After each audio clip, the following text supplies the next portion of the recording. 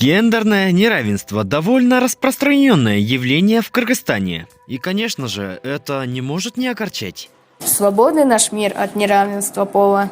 Различия преград – это сущий нам враг. Судить лишь по полу никак нам нельзя. Готовка, война не граничит, они говорили такое они. Почему это неравенство? Ведь это гендерное равенство. И сейчас вам прозвучал стих, который мы специально написали для этого видеоролика. А также мы взяли интервью у более чем 50 человек. И в интервью мы спросили, кто должен обеспечивать семью и кто должен быть главой дома. Муж или жена? Муж, конечно. Муж, конечно. Я же мусульманка. Равноправно. Обе, да? Да. Спасибо.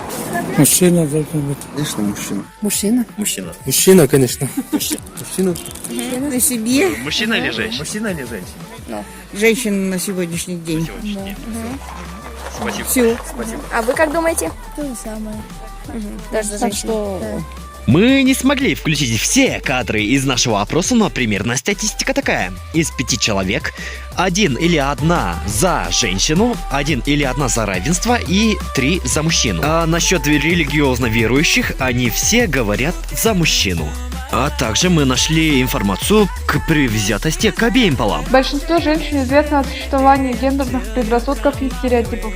Они уверены в том, что эти предрассудки в большей части затрагивают именно работающих женщин, что проявляется в более низкой заработной плате по сравнению с мужчинами. Мужчины сталкиваются с дискриминацией, когда пытаются исполнять традиционно женские роли, такие как, например, воспитание детей. Ребята, давайте достигнем равенства, которого мы желаем. Потому что равенство пойдет всем только на пользу. Видео сделано учениками средней общеобразовательной школы Владимира Ильича Ленина, Ханатбековой Эмилии, Хохловой Викторией и Саркаталиевым Эрнестом. Мы Либерти, мы за свободу и равноправие.